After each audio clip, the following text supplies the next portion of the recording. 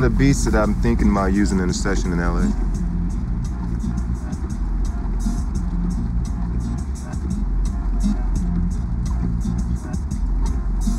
I like this one because it had a roster feel, so that's more international. It's not just hip hop.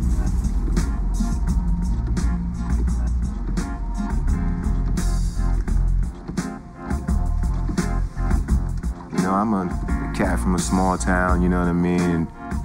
We know how to carry ourselves to where you don't stick out. You know, you want to lay as low as you can, but I have to come out to a certain extent and say what I know and say my story so people can see what I've been through.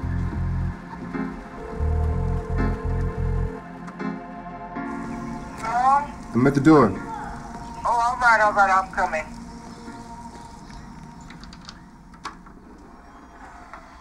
Mrs. Harvey here. Good to see you, Mom. I don't talk about it very much. And,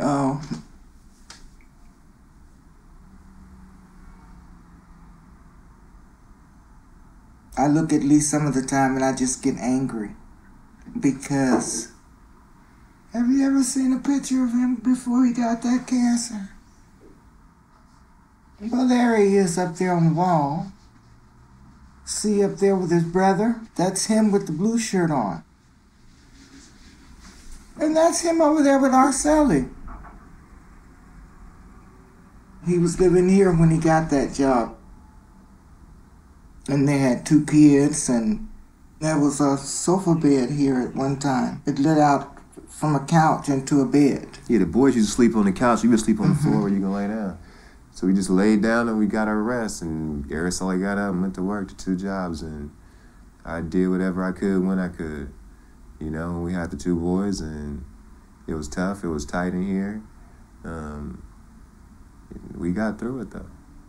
He'd been unemployed for so long. Yeah. And when he got that job, he was just ecstatic.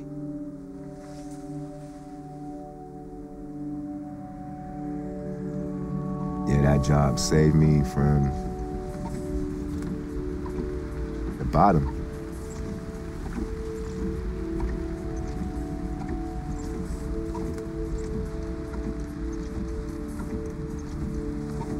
They know that I'm sick from this stuff, but I don't have any power.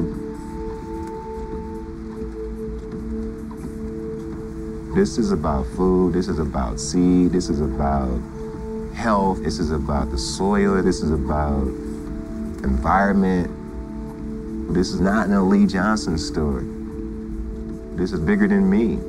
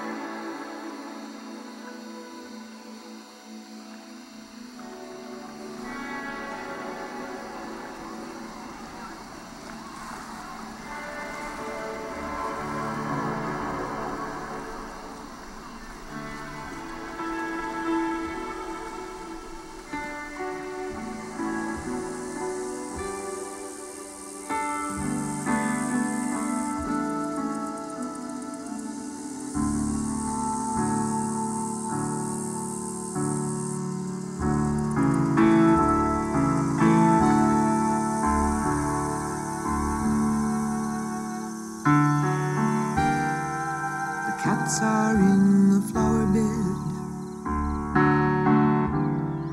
A red hawk rides the sky. I guess I should be happy just to be alive.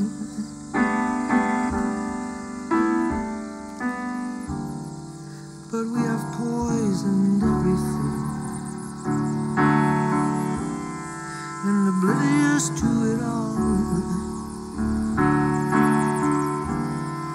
with cell phone zombies babble through the shopping malls.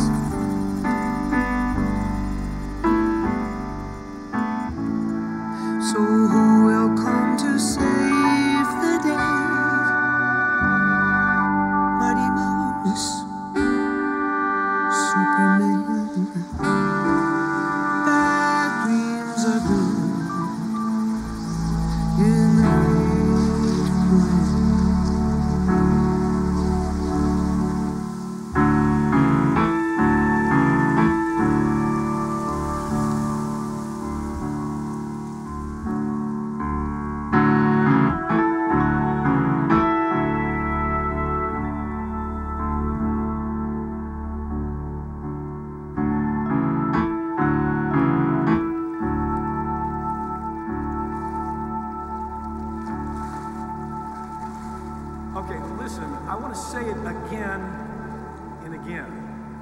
until this registers with me.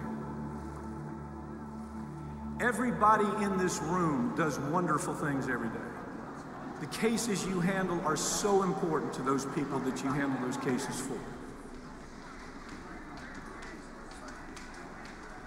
But I want you to think about what you're doing as far as the legacy that you want to leave.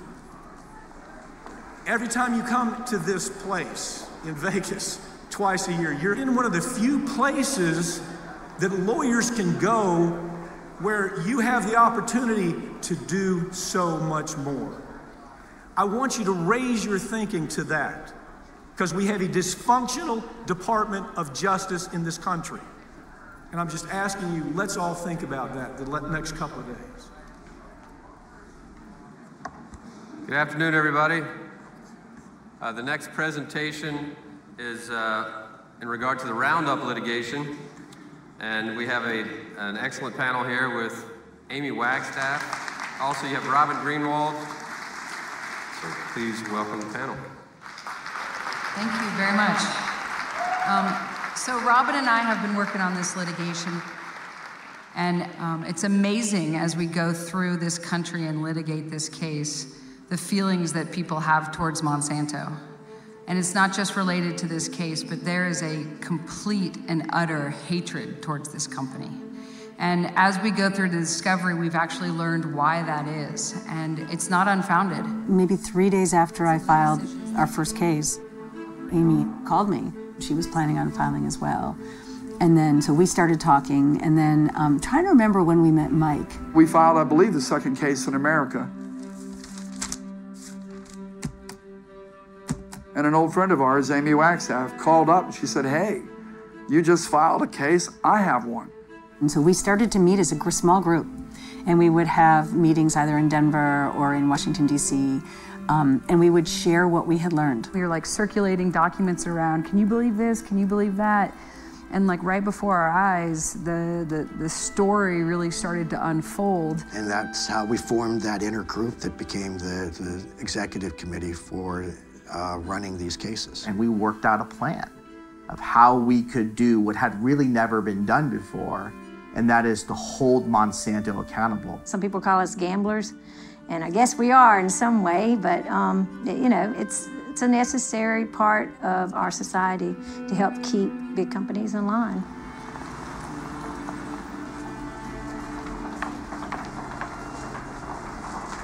This case really is about choice. It's about the right of every single person in this room to make a choice about what chemicals they expose themselves, their family, or their children to.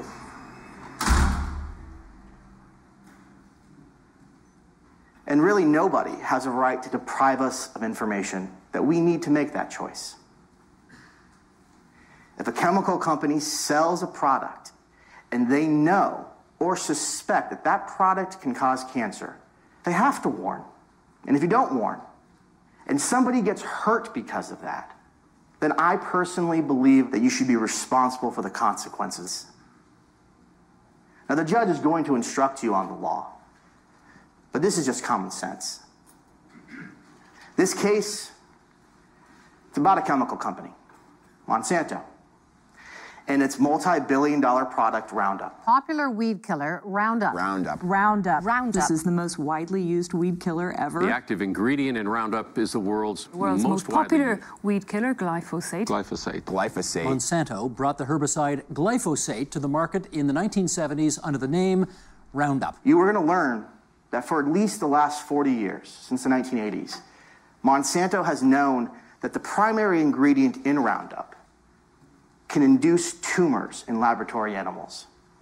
And starting in 1998 and moving forward, there has been study after study showing that, in fact, the use of Roundup is associated with a specific type of cancer.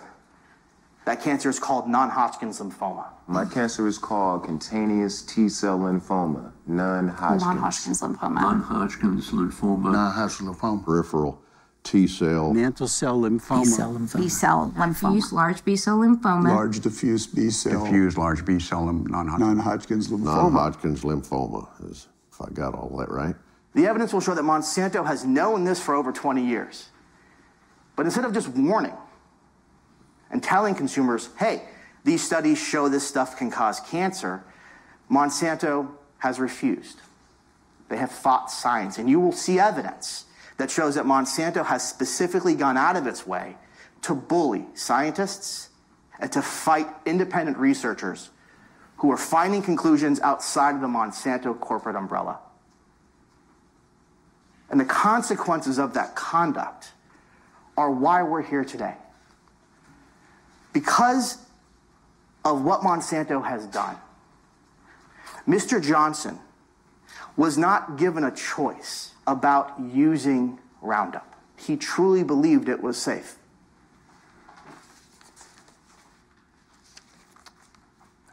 Why didn't Monsanto warn?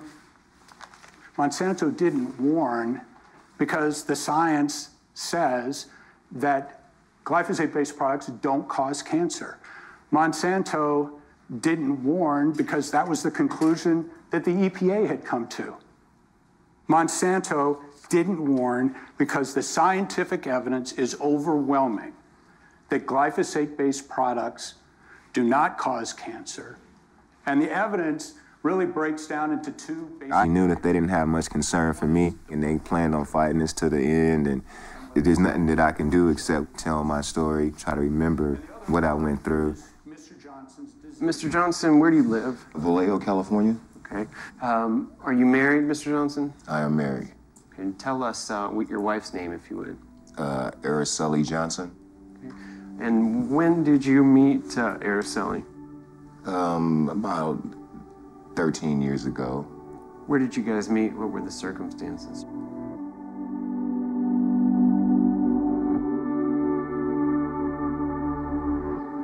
I met him at Napa Valley College pre-algebra class.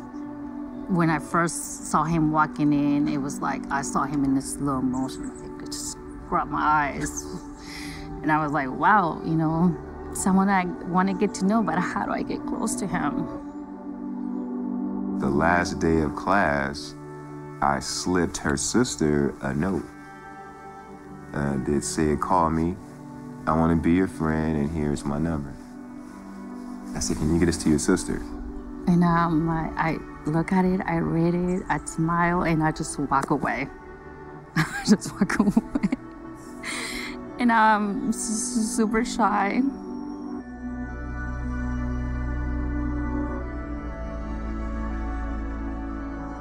My sister gave him a number. Here's her number too. She wanted to give it to you. I was like, oh my gosh, what am I doing? I hope he calls me. And he did.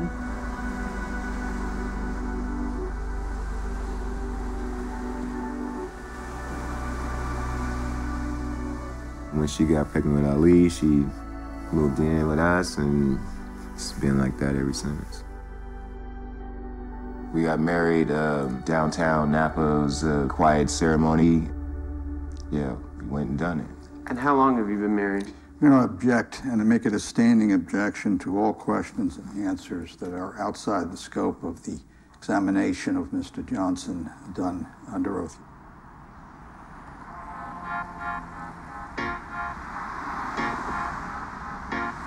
So this right here is the maintenance and operations yard that I would come into, and I would get my truck, and over here in that little shack where you see all the warning signs, we kept a 50-gallon drum of what I call Ranger Pro, what people call Roundup, but we call it Ranger Pro because we were using a higher concentrate. Did you ever receive any education or training about Ranger Pro?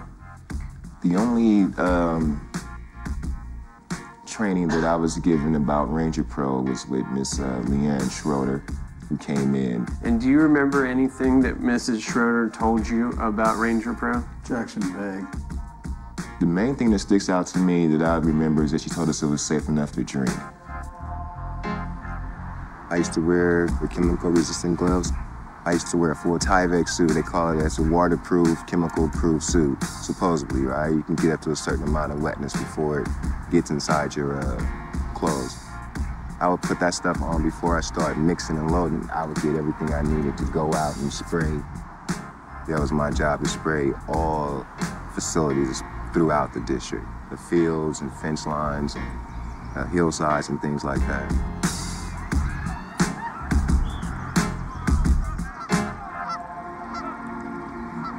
We're looking back at literally decades of use of this product, of studies of this product, of testing of this product. You're going to hear about human studies. You're going to hear about animal studies. You're going to hear about cell studies. Those are the studies that the EPA specifically asks for to determine whether something's carcinogenic or not. So let's look at the science. First, we have animal carcinogenicity studies. As I said, these occur in mice and rats. So of the 13 mice and rat studies, there's only one study that didn't have any tumors that were significant. All of them have signals in some capacity or another. A lot of tumors being seen. In the last 4 studies, we see malignant lymphoma. And Dr. Portier is going to walk you through exactly each one of those. All told, how long were you working in government service and public health issues? Let's see, 1978 to 2013, 35, 36 years. How long have you been involved in these exact type of rodent studies? Oh, 40 years. I spent my entire career figuring out how to analyze and evaluate this type of data to make the best recommendations science can give you about these data in terms of decisions about what to do to protect the public. What is your conclusion about whether or not glyphosate can cause cancer in animals? There is no doubt in my mind that glyphosate can cause tumors in laboratory animals. There's just no doubt. Can you tell the jury what Exhibit 342 is? This is the report that comes from the Environmental Protection Agency, and specifically here from their Cancer Assessment Review Committee. Can you read that for the jury? Based on the weight of evidence, glyphosate is classified as, in quotation marks, not likely to be carcinogenic to humans. If you had just the animal studies, could you put it in the lowest category? Definitely not. If you had just the mechanistic studies, could you put it in the lowest category? No. If you had just the epidemiology, could you put it in the lowest category? No, I could not. But if you have all 3, like we do here, is it scientifically justified to put it in that category? It is not scientifically justified to call glyphosate not likely to be carcinogenic to humans. And did you raise this issue with the EPA? I did raise this issue with the EPA. Why did you do that?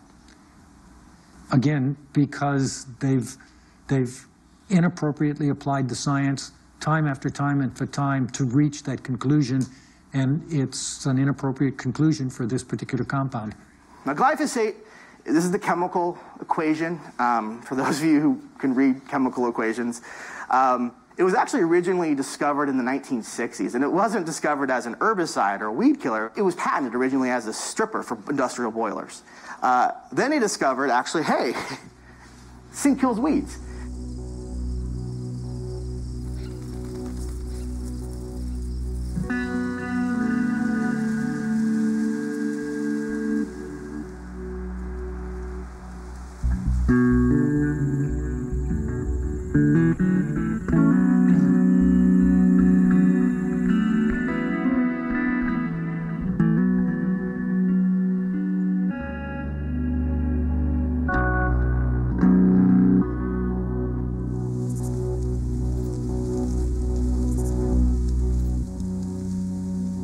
clean field means that the only plant alive is the one you want.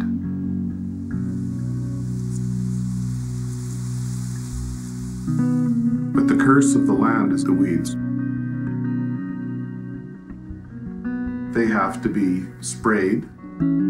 So one way or the other, when you're doing broad-scale farming, it's really hard not to accept the technology that's offered to you.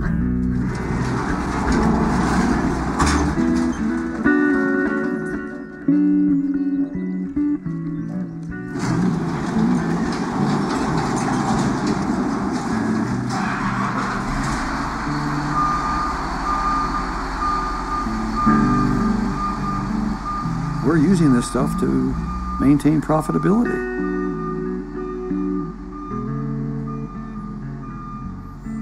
The driver behind everything, more or less, is volume, is yield. The margins are so little, and so you got to have scale. To maximize your yield, you got to minimize your infestation of weeds.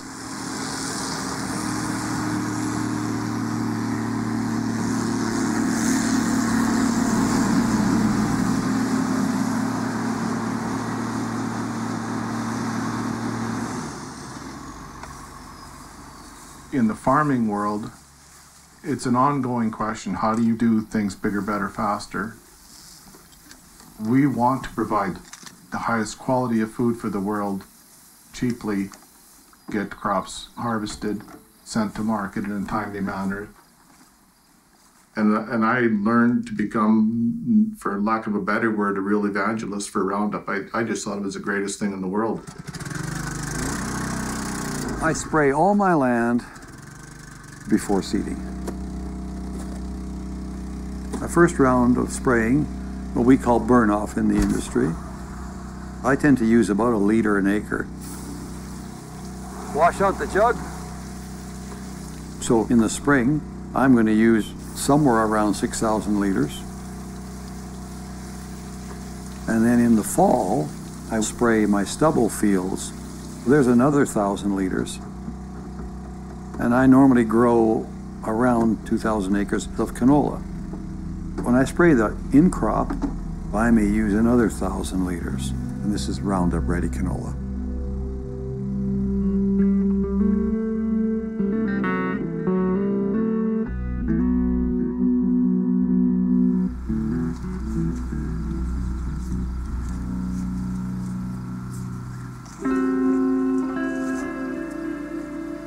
Most farmers now, you look more like a spaceman than you do a farmer when you're loading the machines. And you're loading these machines every 90 minutes for a week or 2 weeks. And then you're doing it again in the summertime, and then you're doing it again in the fall to bring in your harvest. Being on the front line of using this product, farmers are exposed to it the most for the longest period of time.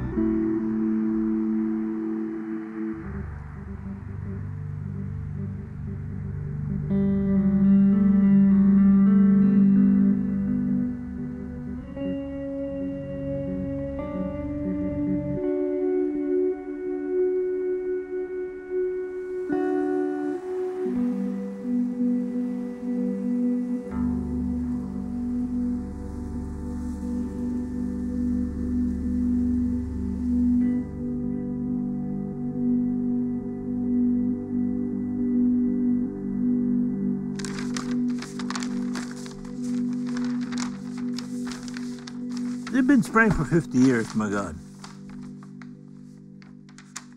This is where I am, right here. Okay, that's where I live. Everything north of here, all this here is sprayed. One time or another. Holy Toledo. The whole chain is affected, not just one little thing. Look at the blueberries there. Beautiful berries. Well, they started off with pack cans back in the 70s. Guys walking around with pack cans. They had it sprayed by hand. Perfect, they're nice. The young kids did that for the summer, paid by the government. Then that graduated to a machine, driving that sprayer, skidder, big tank there with a pump. There's some nice ones right here.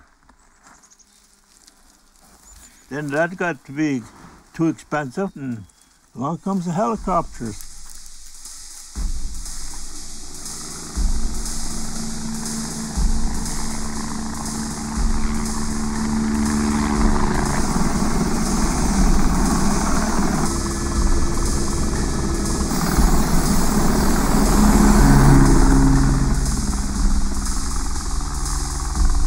Go around spraying the whole forest where the plantations are, where the poplars are, soft maple, birch, anything with a leaf.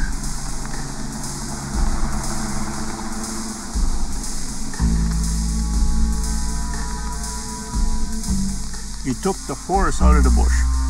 Now you put in a garden. Your garden is jack pine and spruce.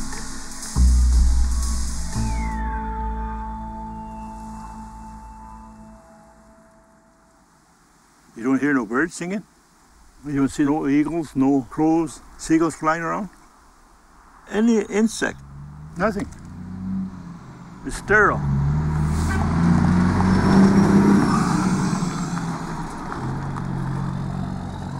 All living organisms are linked in their way of life, and insects are linked in so many ways to their ecosystems and to other organisms.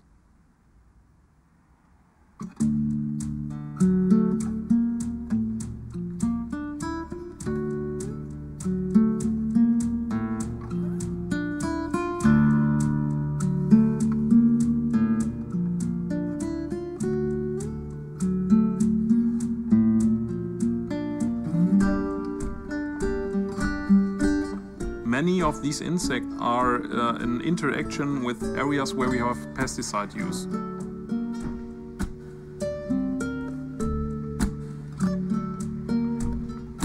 And how these pesticides are affecting the life cycles of these different species is something that we don't even know.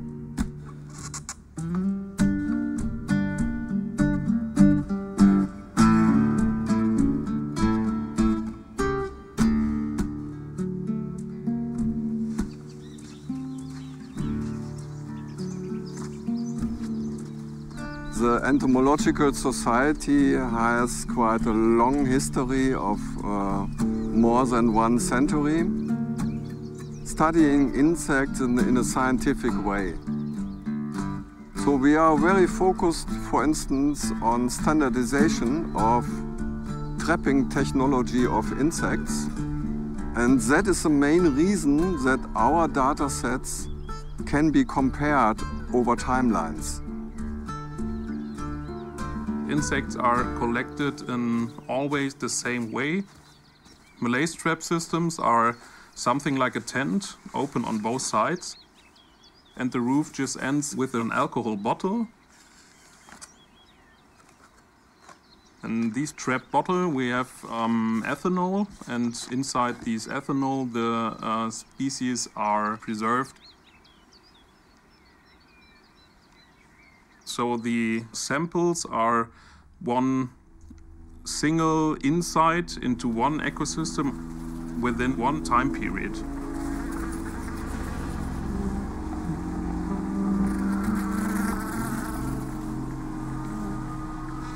Outside of having cancer, that's the worst thing for me is these certain different things that I've learned since I've been in this situation. You are what you eat. You are what you breathe. You are what you're around, your environment. That's bigger than rapping or anything I could probably do with music. You know, we set out to push towards a bigger plateau and a bigger platform to put information out there. And then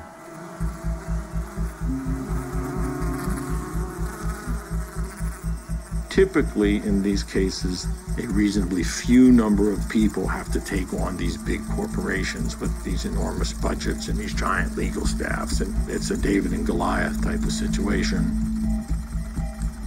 They're looking for the thing to level the playing field. Well, in this case, it's technology like ours.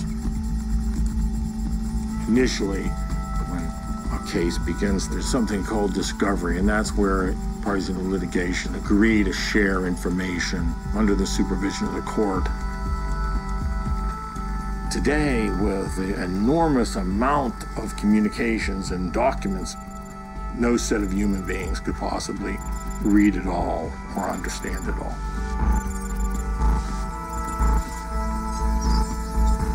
And so in order to serve justice, you have to have this superhuman capacity to see things, and the devil is in the details. It's down in all of this morass of communications. And so far in this case, there's about 15 million documents. So it's a lot of material. We use systems of artificial intelligence to study who's talking to who about what and when. We develop these algorithms to look for the things that people say when they're saying something important. For example, detecting when people are upset, or maybe there's doubt. And once we train them on this language, we let the software then study all of the text, all of the communications between people. And that takes you right to the important records very, very quickly. And then human beings can take over. We don't actually look at all 10 million documents.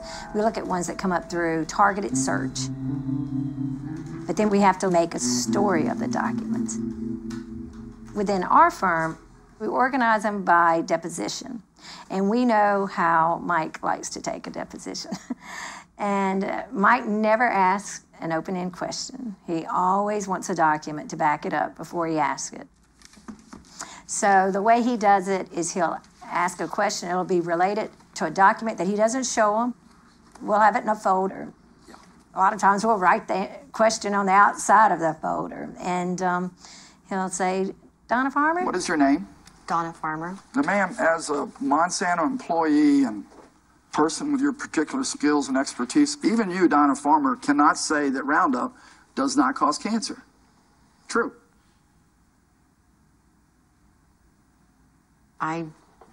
Roundup does not cause cancer. There's no data that supports that statement. All right, ma'am. Now, this is a document, a copy of an email sent by you, right, ma'am? Donna Farmer. Yes. Okay. And it was sent by you on September 21st, 2009, right? Yes. And it's concerning Roundup, right? Yes. And in that, you say this. You cannot say that Roundup does not cause cancer. ... We have not done the carcinogenicity studies with Roundup. Did I read that correctly? When you say we can't, you just said something important. See? When you said the word cancer. Now you combine those together. So if this is a 900-page document, in the front it says we can't, and on page 900 it says cancer, well, that's too far away. It has to be very proximate. People's language is in context.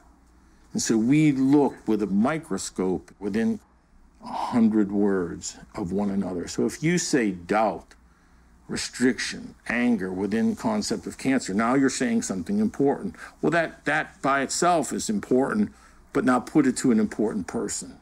And now it becomes even more important. The one that shocked him even more was the Perry story. Dr. Perry from England, most renowned genotoxical expert in the world, 4 studies had come out in the public sphere showing that Roundup causes genotoxical damage. That's what causes cancer. These studies came out in the 90s. There's sort of a growing body of evidence that it's causing damage to DNA and spurred a lot of concern within Monsanto. So they hired Dr. Perry. Now, Dr. Perry was really a well-respected genotoxicity expert. And the idea was that if they could get this guy on board, then they could use him with regulators and anyone who raises concerns and say, hey, Dr. Perry says it's safe, clearly it's got to be safe. So it was proposed that Mark Martins, that's you, would contact Dr. Perry and ask him for a written review of the articles by Rank, Bolognese, Peluso, and Lohi, correct? Correct. So he reads the same studies, and he goes, hey guys, this stuff causes genetic damage by causing oxidative stress. That's what I'm seeing in this data. He goes on to say, based on these studies, here's the questions that I have. And here's what he recommends.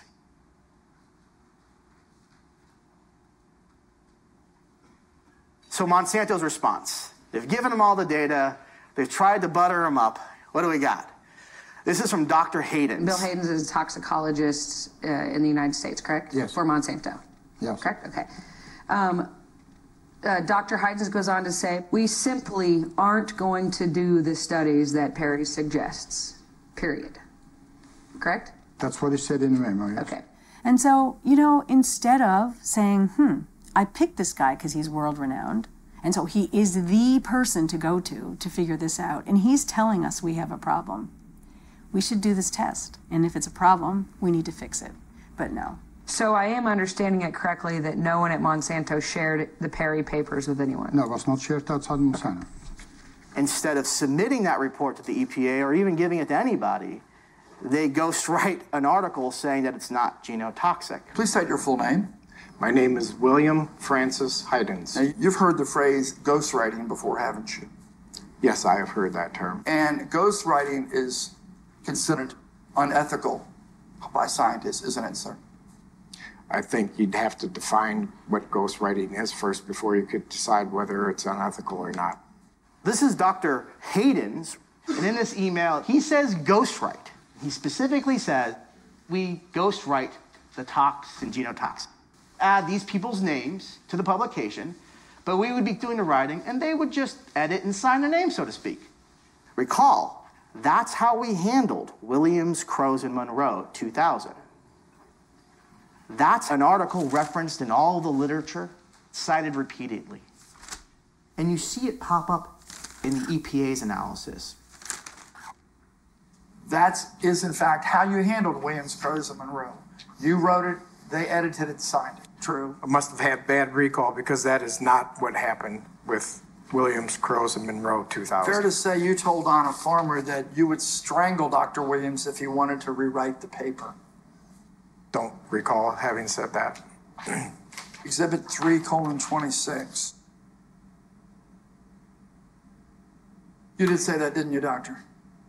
I did put that in this email. They say, this is in 2010, Williams has served us well in toxicology over the last decade. They create the science and then cite to it.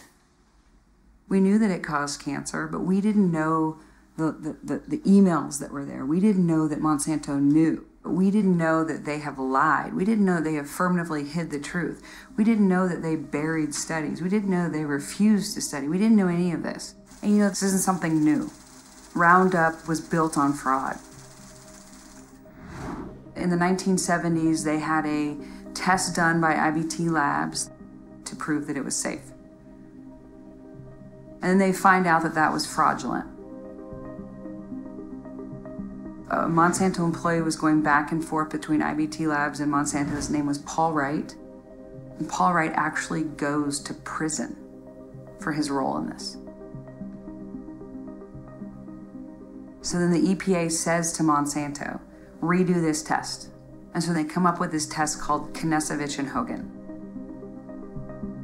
They submit the results to the EPA.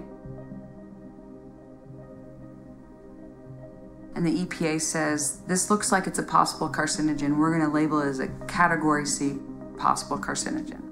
And there's all these internal memos typewriter written.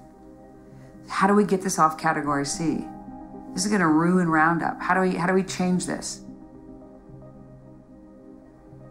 And then what they say is, short of finding a tumor in the control group, how do we move this off category C?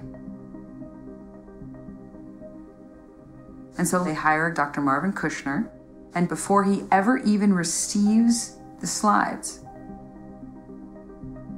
it's determined that he is going to find a tumor in the control group to defend Roundup to the EPA. Lo and behold, Dr. Kushner finds a tumor in the control group. Finding a tumor in the control group changed the statistical significance of the other tumors.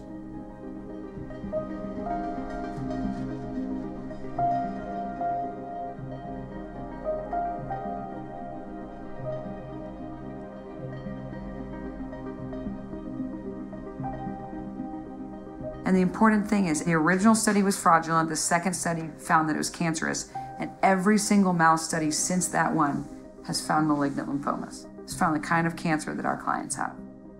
We have 40 years of history of glyphosate and Roundup. We have so many instances of misconduct. The Monsanto papers showed us all those things. And so the longer this litigation goes on, the more we're going to find. As more information comes into the case, the algorithms get better and better and better. The knives get sharper and sharper and sharper instead of dull. The more they're used, the sharper they become. So that the knowledge of the case begins to coalesce. We were startled by what we were finding. And Brent and Michael wanted to get it out in a hurry right away for the benefit of the world. To do what we could to declassify documents we got in discovery. But we were under a protective order. We were not allowed to disclose those documents. We could challenge documents, and then Monsanto was required within 14 days to come meet with us. When we finally got to the meet and confer, they said, we're not going to meet and confer on this. And I say, okay, so we agree then, we don't have an agreement on this. Nope. And that was a signal to them that if they want to maintain the confidentiality of those documents, they have to file something. 30 days after the initial challenge, they had to file a motion with the court, or the confidentiality would be automatically waived. And they didn't. I think, okay, maybe I miscalendared it. Do I count the first day or the second day? So I waited 31 days. Nothing. So on the 32nd day, I sent the documents to the world. Became the news they are today. I mean, there are a lot of decisions being made around the world about the use of Roundup at the time. And the world needed to know that they were being subjected to a PR campaign.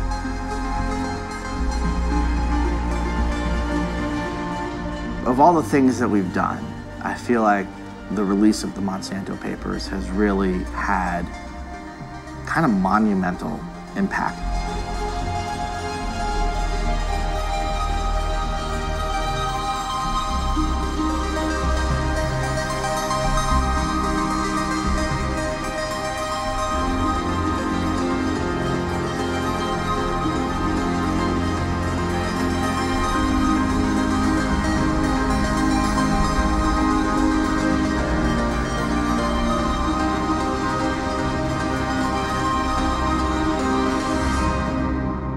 I'm going to put together a story that has come out, maybe wasn't clearly explained. That's Jess Rowland. What do we know about Jess Rowland? Jesse. He's an EPA employee, and we had found emails in the Monsanto documents, the Monsanto papers, where Jesse's doing things that EPA employees are not supposed to do. At this time, the ATSDR decided to run a review on glyphosate. This is an email. It's in evidence. And it's from Daniel Jenkins. It's to William Hyden's And here's what Jenkins says. So Jess called me out of the blue this morning. This is Jess Rowland. And here's what he says. Jess called to ask for a contact name at ATSDR, saying, quote, if I can kill this, I should get a medal. This is the person in the EPA, the person who's supposed to be looking out for our health, bragging to a Monsanto employee that he's going to kill something, another person's investigation of it. And if he does it, he should get a medal. And Jesse, I guess, got his medal because he squashed it. Why does Monsanto get special treatment from the EPA? I don't know. Maybe it's Jess Rowland. Maybe there's something more sinister. I don't know. But what I do know is they got it wrong. This agency that was supposed to be set up to protect the environment in the wake of a silent spring is really working for the industry it was created to protect us from. That's who they talk to every single day. And they work together to compromise. And the compromise, 90% of the time, goes in favor of the corporation. EPA has been captured by industry. And until they get uncaptured, we're just not going to get them to protect us. They're going to protect the industries that they regulate. How do you beat that? Right? How do you overcome that, cartel? These huge corporations have such access to EPA, and you and I don't. Right? Citizens don't really we can't really go to EPA and say, you know what you're doing to our environment, to insects, to people. They don't have that access. And under exposure guidelines, what does this MSDS tell you? No specific occupational exposure limit has been established. Under skin protection, could you read us what it tells you to do there? No special requirement when used is recommended. If repeated or prolonged contact, wear chemical-resistant gloves. And under respiratory protection, what does it tell you?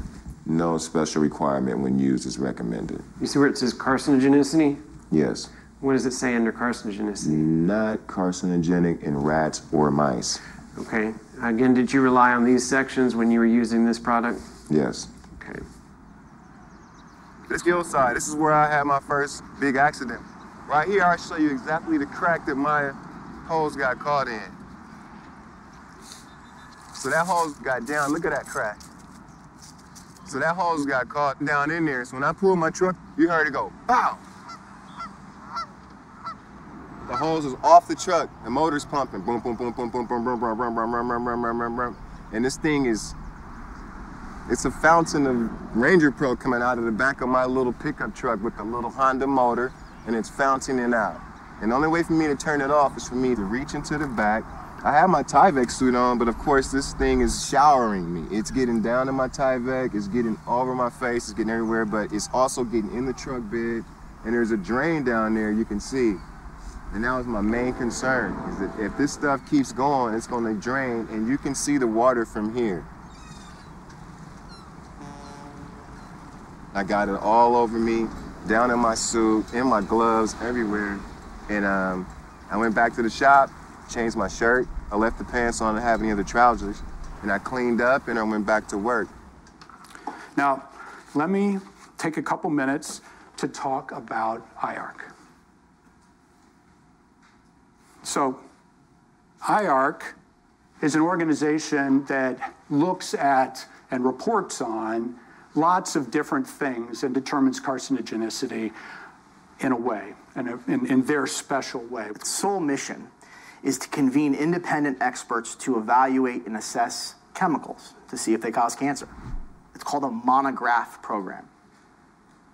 They get all these scientists together, they study all the science that's available, and then they get together for a week in France, going through systematically every study, assessing its validity. They actually argue. They'll go back and forth with each other and argue about the quality of the science and then reach a decision. In the Manual for Scientific Evidence that every federal judge and probably state judge refers to, they call IARC the gold standard. And this is a book that judges have on their bench at court to help guide them on science issues. Good morning, everyone. Thank you for the invitation to be here. This is probably not news to anyone in this room, but IARC classified glyphosate as probably carcinogenic to humans. IARC evaluations rely on data that are in the public domain for independent scientific review. You can look at these studies, you can understand how we judge them. This is essential for transparency. And these reviews are done by the world's leading experts without vested interest. And this is essential for independence. So the scientific process is formal. It's what we call structured expert judgment. So we have 3 lines of evidence, and these are first evaluated individually, and they're brought together in a very formal way. At the end of the second spraying season, Mr. Johnson discovered a lesion on his knee. Wasn't sure what it was. Starts spreading and spreading, and he goes to the doctors. He's finally diagnosed in October of 2014, and this is what he looked like.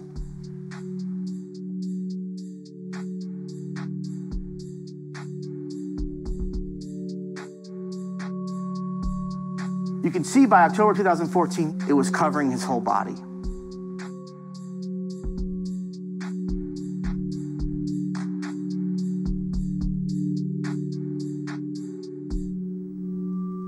It was pretty sad just to hear them say that I had cancer, because as soon as they tell you that, they give you that look like you can die. You know what I mean? Or how long you might live or whatever. So I was really scared. I was really confused. I really didn't know what to do. When I first heard the word cancer, literally my whole world just shut down. And the first thing that Mr. Johnson does is he doesn't call a lawyer, he calls Monsanto. We know because this is actually a document from Monsanto. This is a conversation. Spoke with Dueyne Johnson, and this is his story.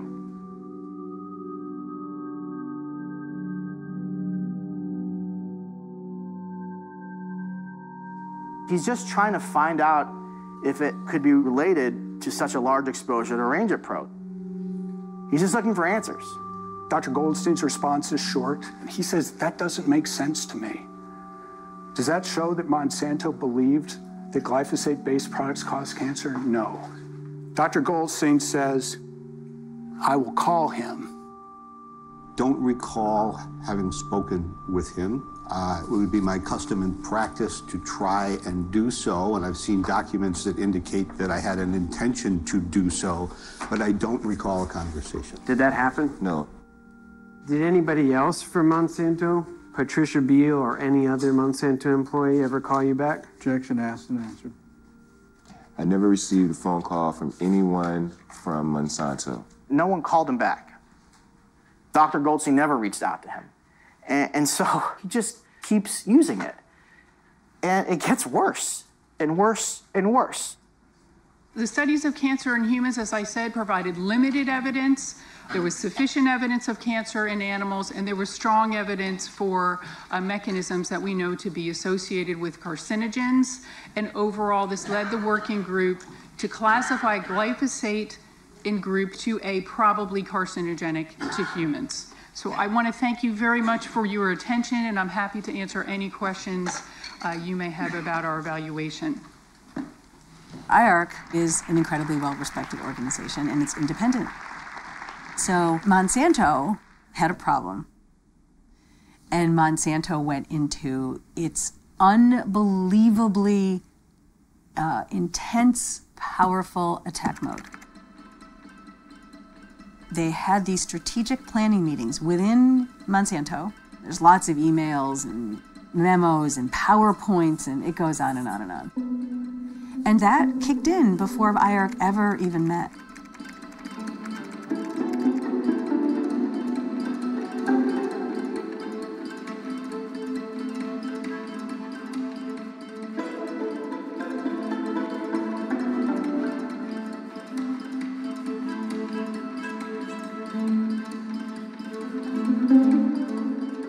Countries are now saying they're not going to fund the monograph program anymore, and so it could possibly go away. And if it does, it is Monsanto's sole fault that that happens. Large part of your responsibilities at Monsanto involved media response to the 2015 IR classification of glyphosate, correct? Yes. Has Monsanto allocated millions of dollars to responding to the IR classification? Yes. So this is more the the things that rose to the top as possibilities as part of our overall brainstorming on the topic. And you wrote, sir, on animal data cited by IARC, there will be a manuscript to be initiated by Monsanto as ghostwriters, right, sir? That is written there, that's true, but... What you say is, majority of writing can be done by Monsanto, keeping the cost down. I can only speak within the context of public affairs activities, things that I would have been directly involved in. But in 2016, I believe for some of the projects I was involved in, it was around 16 or 17 million.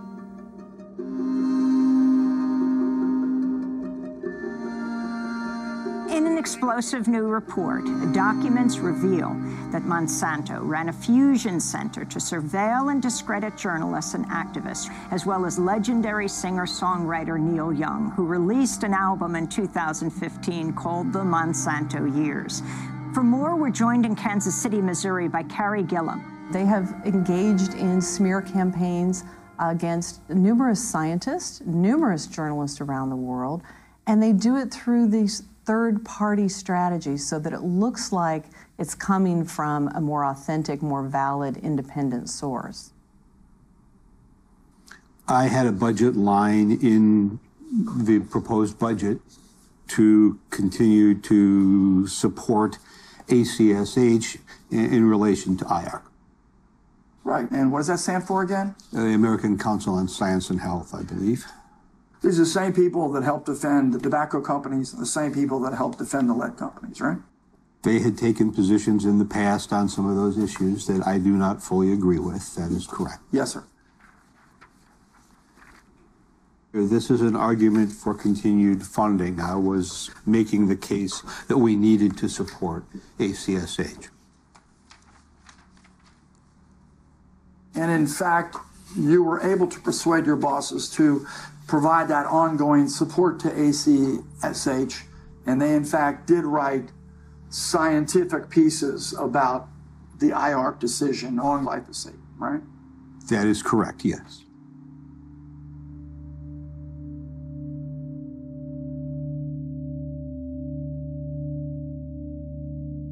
They've gone after individual scientists who have been part of IARC, and particularly who are part of 112.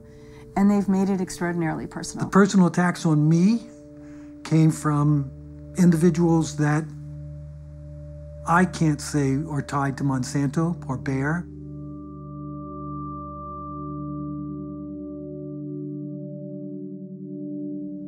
I don't know how to defend myself against those arguments other than to say, let's talk about the science.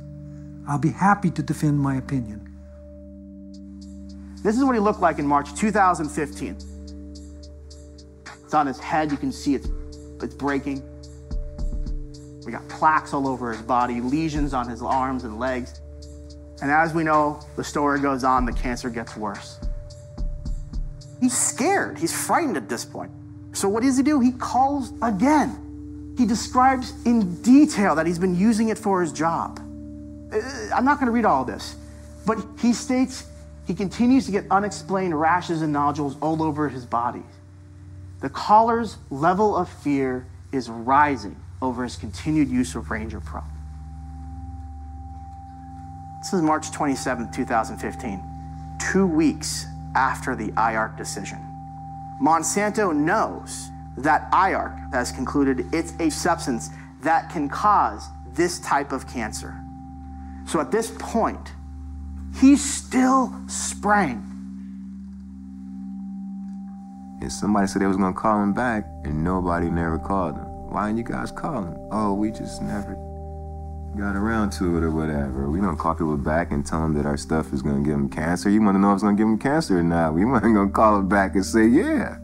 So they didn't call me back, and now I know why. Because they couldn't call back and say, nah, man, you're perfectly safe. So even if you'd have talked to Lee Johnson, you would not have told him to stop using Ranger Pro? No, I would not. You think he could use it tomorrow? That'd be good? That'd be okay? Yes.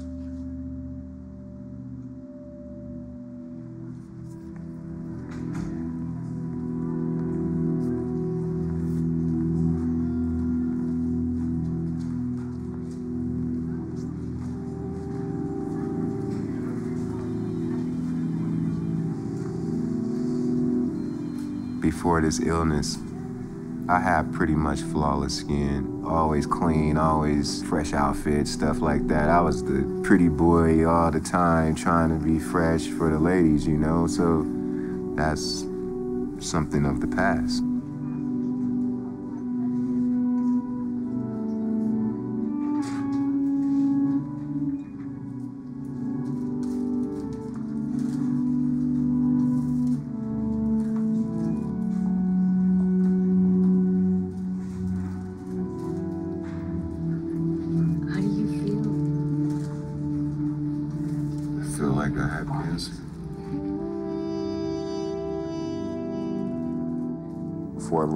I had a bad time getting coverage.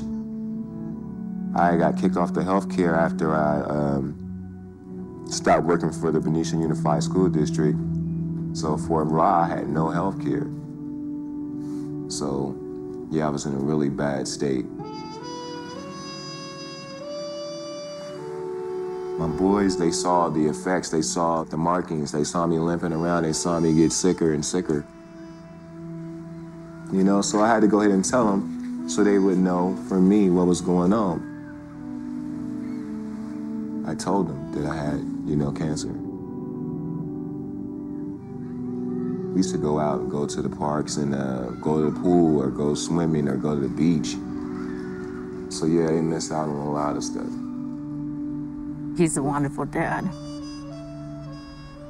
Like I said, he's more of a mom than a dad.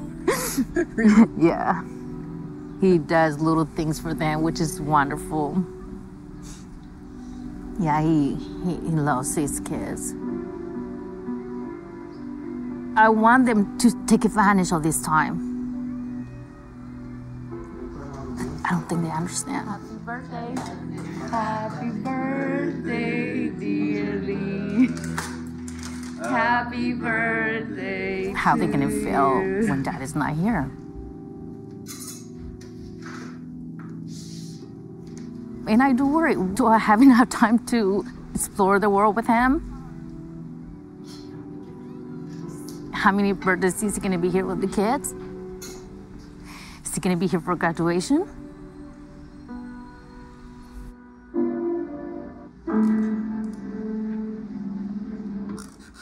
Thousands and thousands and thousands of people have been hurt. Their side effects, you don't get off free with the kind of chemo that we had. Sometimes I had upwards of 7 IVs. 10 bags a day. I had 20 treatments of radiation as well. I lost 35 pounds. Al came in and thought I was dead. I'm sitting here 45 years old. Feel like I'm 90. Because some Roundup. And so how do you help thousands of people? She got sick, I got sick, both our dogs died. As I said, my response was, there must be something in the air. What caused me to get this rare form of cancer? In the U.S., you know, we've essentially shifted that obligation to the litigation system. One day I was watching a commercial and it came by and it was like, hold up. Attention. Recent studies show that Roundup and other weed killers containing glyphosate can cause non-Hodgkin lymphoma and other forms of cancer. There's a friend of mine who saw the early ads. When I saw that flash on the TV, I kind of made all those connections. The light went off. He says, I use that stuff all the time, like crazy. I used Roundup. I used it a lot. Oh my gosh, I'm heavily exposed to all this all the time. In the absence of sufficient regulation, sufficient oversight, good systems of corporate governance, okay, thoughtful and ethical conduct of business, and in the absence and failure along that way, the only system we have is the courts.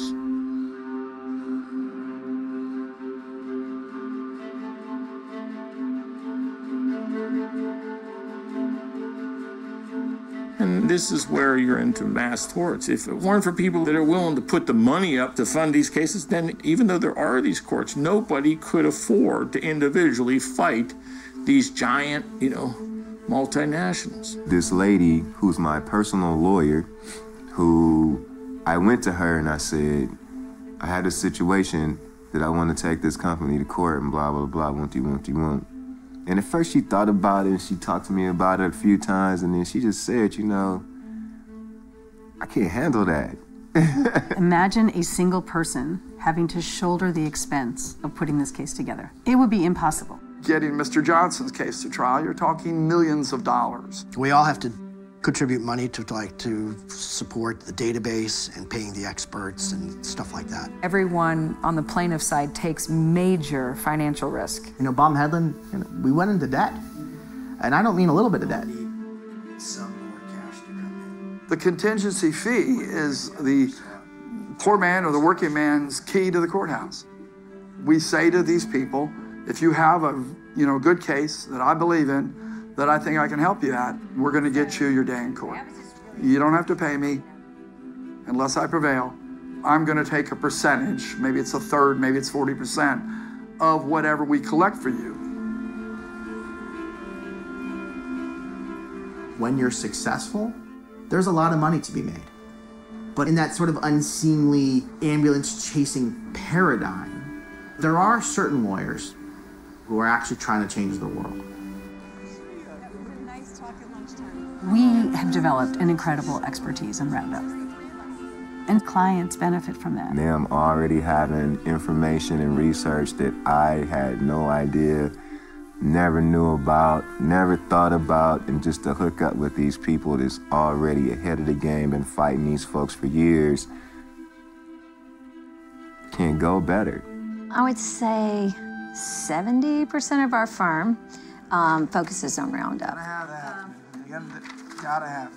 Are we repeating that again? No, this is the Kushner tumor. Magic tumor. And you're going to call it the Kushner tumor? Kushner tumor. I mean, I'll tell you this, Farmer has become more polished as the litigation has come along. All the deposition prep work. I've been a lawyer for over 30 years. Well, I would say those logistics. And I have only, my whole entire career, sued corporations. That's all I've done. I've done it with the government, I've done it in nonprofit, I've done it in this firm. And I don't see changes in corporate behavior. You know, I can't force the EPA to do anything. I can't force the government to do anything. But I can force Monsanto to pay, and I can hopefully put pressure on other people to make those changes. I've done 70 of these multi-district litigations at some point in time. You know, you think to yourself, my gosh, there has to be a better way than this. My next life, I'm doing something different is all I can tell you. Me too. You hear Monsanto saying, you know, we're not going to change the label. We're not going to warn people, no matter what. Then what's the point of all this? It's one of the things that people ask me is that, what is it that I want, you know? And I want the label to be changed. I know we can live without pesticides. Yeah, I know that. How they want to treat the food that we eat. That's scary.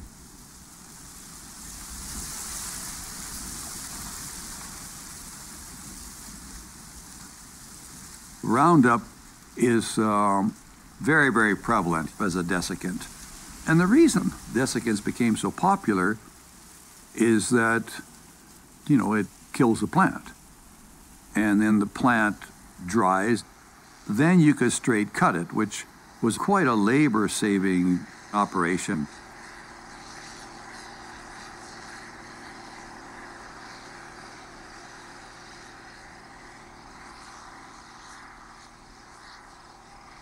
But the thing is, for the plant to die using Roundup, that means the plant's absorbed it. You can't get away from that. The residue is in the seed, and if we use that seed for food production, then it's in the food.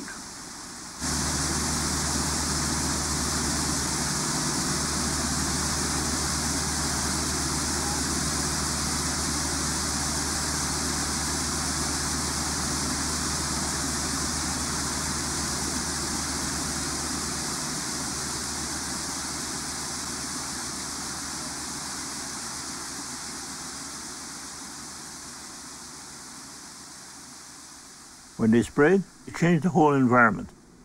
I got it here. Then it affects everything else. Everything else. So I got a plan. Honey. Honey. Bonjour. But there's 21 First Nations in this territory. Hi, darling. They have to give us the go-ahead to speak on their behalf.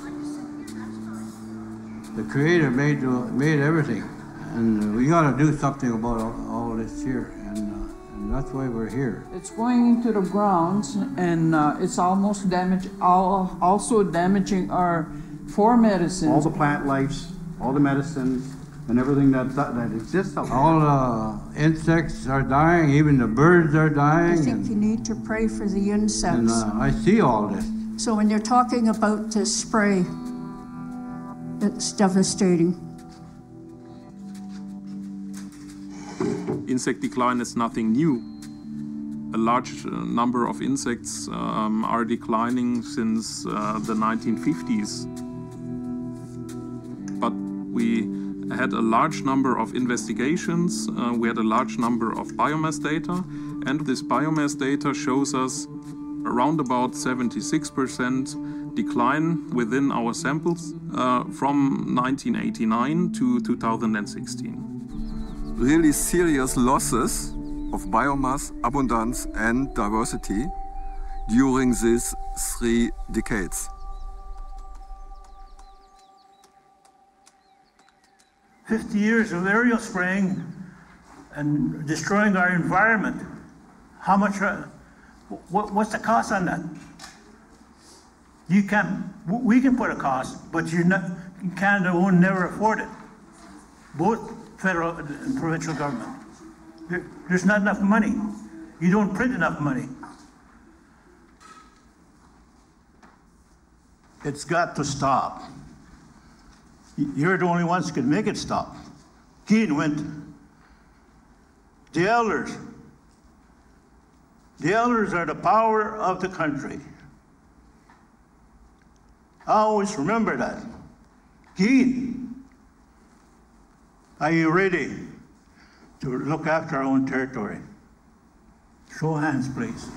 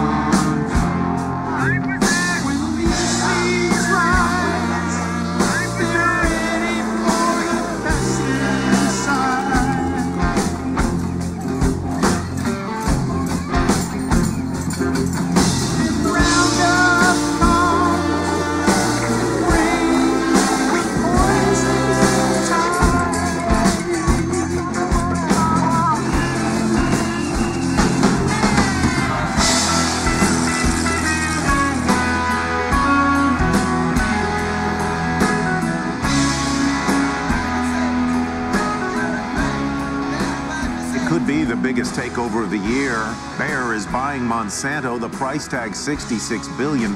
Creating the largest seed and agrochemical company on earth. Monsanto made a choice to not put a cancer warning on the label.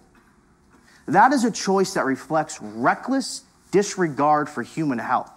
It is a choice that Monsanto made, and today is their day of reckoning. Every single cancer risk that has been found had this moment. Every single one. Where the science finally caught up. Where they couldn't bury it anymore. Where the truth got shown to 12 people sitting in a jury box making a true and honest decision. And that is this day. You walked into that jury room and you saw what it was like. You heard how many people said they couldn't be fair to my client. Couldn't be fair to Monsanto. They couldn't put prejudice aside. They couldn't put bias aside. They couldn't put sympathy aside. But you were the ones that all said you could do that. Right now, Miss Buck, she's sitting over there in that corner. On her cell phone is a speed dial to a conference room in St. Louis, Missouri. And in that conference room, in that boardroom, there's a bunch of executives waiting for the phone to ring.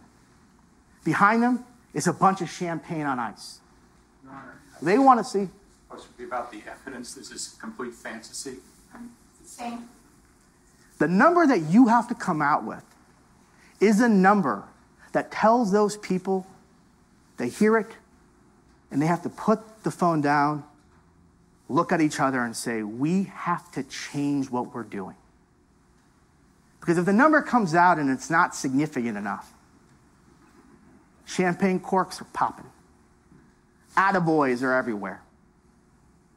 They're laughing at you. The human evidence, which is the best evidence, tells you that glyphosate doesn't cause cancer. The human evidence tells you that nobody who medically has cared for Mr. Johnson or who is a doctor in this area believes that mycosis fungoides is caused by glyphosate. The animal testing, the cell testing, they're fine to do, and you should consider them because they don't show glyphosate cause cancer either.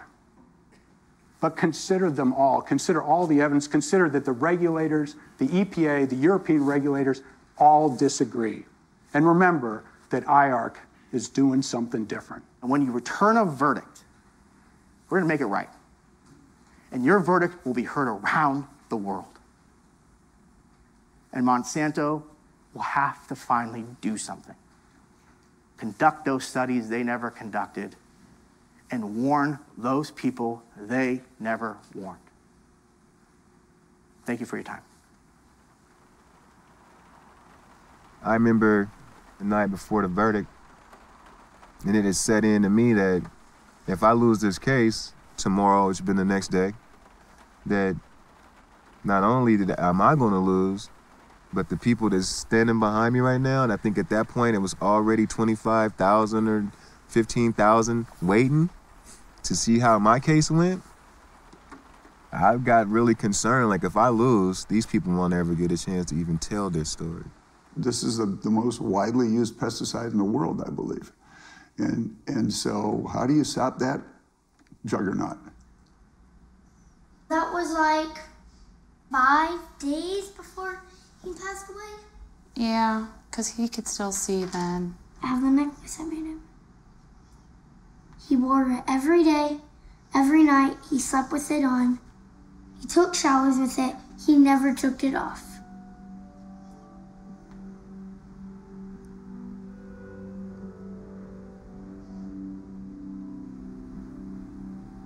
They should not do people like that just to make some money. You know, people's lives on the line. I'm a big capitalist, but it makes you pretty angry that that companies that are knowing this is doing things to people, and they just keep producing it.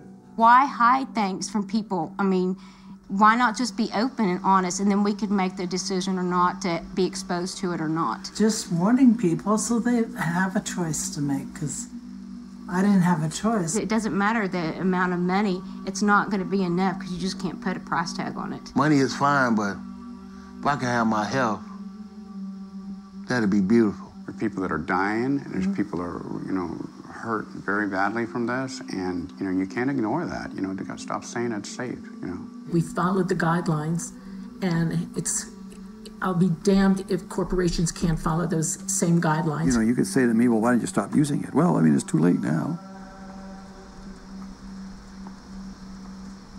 Having been diagnosed with the cancer that I have, which is a non-Hodgkin's lymphoma, this is, 7 years later since I found it.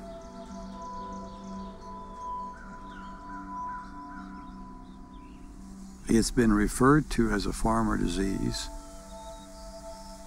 It's almost to the point of not whether you get it, it's when you get it. Do I have plans to change? Probably not. I think we've got to look at these things from a bigger picture. And this applies not just to Roundup. It applies to a whole bunch of other things. There was 12 treatments for me, and I'm considered cancer-free right now.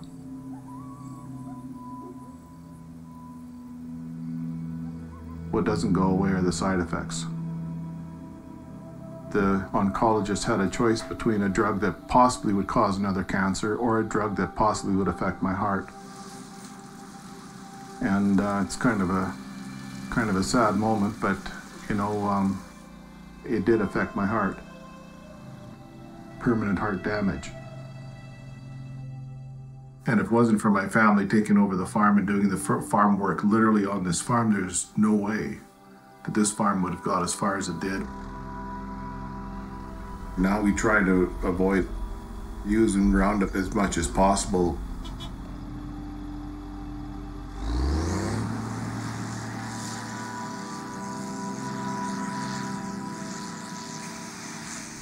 We need to have the natural funguses and bacteria in the soil. We need to have the natural pollinators. We need to have the birds. We need to have all of these things.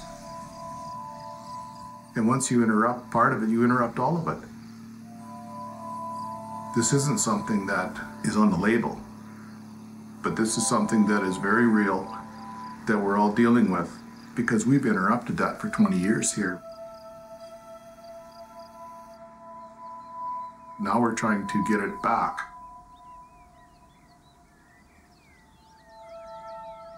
We now have a large number of studies showing us this biodiversity decline, and not only in insects. So if we don't have a stable system of biodiversity, then we will have a larger number of problems.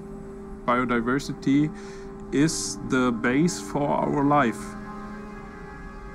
Where do you see this?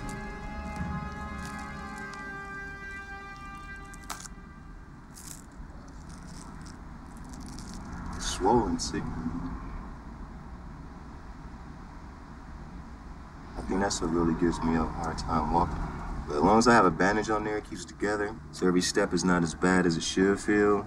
But once I get off this foot at the end of this week, I'm hopefully get more radiation on this foot, so it could resemble. It's a little different than the other one, huh? Let's see, so.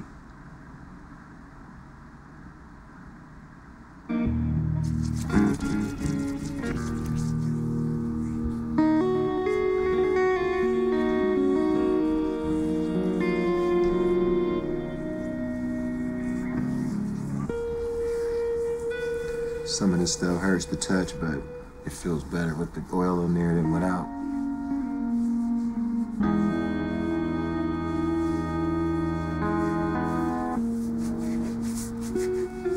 Just trying to keep this stuff soft as possible.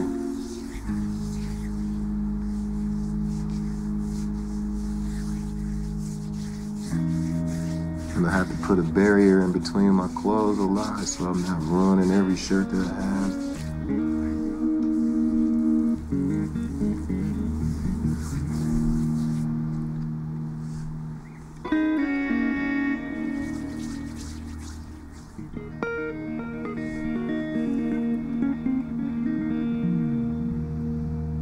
Sitting around when you get in that doom and gloom mode, you know, when you don't have anything to do, you start thinking about the reality of life.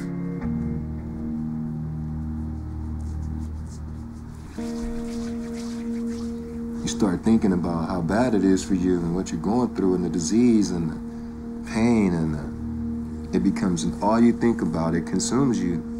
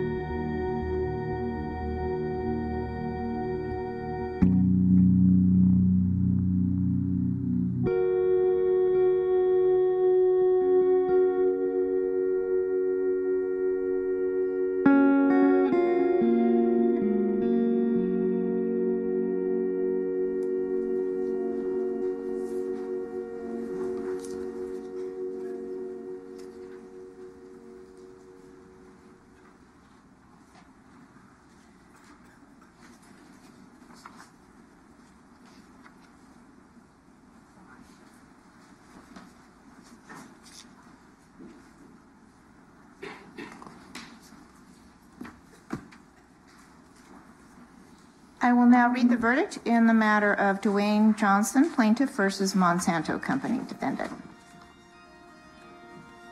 We, the jury, answer the question submitted to us as follows. With the claim of design defect. 1. Are the Roundup Pro or Ranger Pro products ones about which an ordinary consumer can form reasonable minimum safety expectations? Answer, yes. Did Roundup Pro or Ranger Pro fail to perform as safely? Answer, yes. Was the Roundup Pro or Ranger Pro design a substantial factor? Answer, yes. Causing harm. Have potential risks that were known or knowable? Answer, yes. Present a substantial danger to persons using or misusing yes. Pro or Ranger Did Monsanto fail to adequately warn? Answer, yes. Was the lack of sufficient warnings? Answer, yes. Did Monsanto know, or should it reasonably answer, yes. Answer, yes. Answer, yes. Yes. That Monsanto acted with malice or oppression in the conduct. Answer, yes. Ratified or authorized by one or more officers? Answer, yes. What amount of punitive damages, if any, do you award to Mr. Johnson? Answer, $250 million. Breaking news on a lawsuit against Monsanto. A landmark judgment against agriculture giant Monsanto. Buyer shares plunged earlier after newly acquired Monsanto was hit with $289 million in damages. The jury deliberated for 3 days before finding Monsanto had failed to warn Johnson and other consumers of the cancer risks posed by its weed killers. He was a working class guy who followed all the rules, who went through all the training, who wore all the protective equipment, called the 800 line when he thought there were problems. He did everything that he was supposed to have done and still got screwed in the process. It was shocking, and I feel very proud of him. That sad that it has to be this way, but there was a change. And it was just a very emotional situation because we couldn't explain any of this during the trial. We just felt so strongly that what he was going through was enormous. It could set precedent for thousands of cases just like these. It is the first among thousands of other similar cases across the country. $80 million awarded today to a Sonoma County man suing Monsanto for his cancer. There is no question Roundup causes cancer, and Monsanto needs to come clean once and for all. Just a fraction of the more than $2 billion awarded to a married couple from California. All of this money is really nice, but our health would have been better. What's up, guys? What's up, man? You ready for I'm just tired of being sick, bro. Tired of being SICK. Yeah, 1, 2. Let's do this, man. I'm in a fight with the monster. It's the fight you don't want to be in, my man. I mean, it's a toe-to-toe, blow-for-blow type situation, if you know what I mean. Everything's on the line. I mean, saw me on the evening news, posted with my lawyer crew. They really didn't comprehend what we came to do. I would say 80% of our clients say, I just want the public to know so nobody ends up using this product without knowing that it can cause illness, and that if they're going to use it still, they should protect themselves. First try, no lie, so we got it right. Don't really, I'm being too fancy. Now I'm waiting on the appeals, short a couple of $100 million. Oh, let me bring it back. I gotta be cool on it. Did winning feel good? Yeah, felt out of sight. Saw me on the evening news, posted with my lawyer crew. They really didn't comprehend what we came to do. First try, no lie, so we got it right. Did winning feel good? Yeah, felt out of sight. Maybe punch that. This just boom, another track. The California judge is upholding a jury's verdict that found Monsanto's weed killer Roundup caused a groundskeeper's cancer. In denying the company's request for a new trial, the judge slashed the money that man will get from $250 million to $78 million. Even that number is on appeal. You're committed. I like to lay low. I like to lay low. I'm a family man, but don't mind stepping out every now and then. One more time, same spot. I still be on the move, from LA to the Bay, letting it do what it do. Ooh, I'm starting to feel this. Let's just go from the top. I'm starting to feel it. Saw me on the evening news, posted with my lawyer crew. They really didn't comprehend what we came to do. First try, no lies, so we got it right. Did winning feel good? Yeah, it felt out of sight. Now I'm waiting on appeals, short a couple of $100 million. And I don't really know how to tell you how that feel, but let me keep it on the real. I don't have no money yet, no Lambo, no Rambo, no Corvette. The company that makes Roundup has agreed to pay consumers $10 billion to settle lawsuits. Our shareholders are relieved. We are very confident that Roundup is a safe compound that does not cause cancer. Obstacle course, life short. One more time. Obstacle course, life's not fair. Lattice greased, you ain't feeling peeling. Gotta change the sheets. Can't work, gotta turn it the heat. Can't feel my feet. Trying to make it to next week. Does it change corporate behavior? Oh, you're talking to someone who's a bit negative on corporate behavior. I don't think so. Until you get certain corporate actors to pay more, you're probably going to have repeat behavior. And next time, they might be more careful with what they put in emails, so it'll be even harder to prove. Gotta stand up and fight monsters. I like that one. All right. Yep, let's go from the top. Straight all the way through that whole 6. Yo, I'm in a fight with the monster wearing army fatigues, creating a whole new league when you messing with Lee. I'm in a battle with the monster, but I will not lose. I give him back all the money if my health I could choose. I went from having perfect skin to being scarred like a war vet. And I ain't even tell you about the pain yet. That felt good. That was nicer. Yeah, that was more kickback. We listening? Okay. Bayer is removing glyphosate from its lawn and garden Roundup products. The move is expected to happen by 2023. 90% of the suits stem from lawn and garden formulations. Glyphosate will still be available for agriculture. The company will look for new registrations on consumer products using what it calls well-established active ingredients. I am in a fight with the monster, but I did not die. I am in a fight with the monster, but I'm still alive. I am in a fight with the monster, but I'm still alive.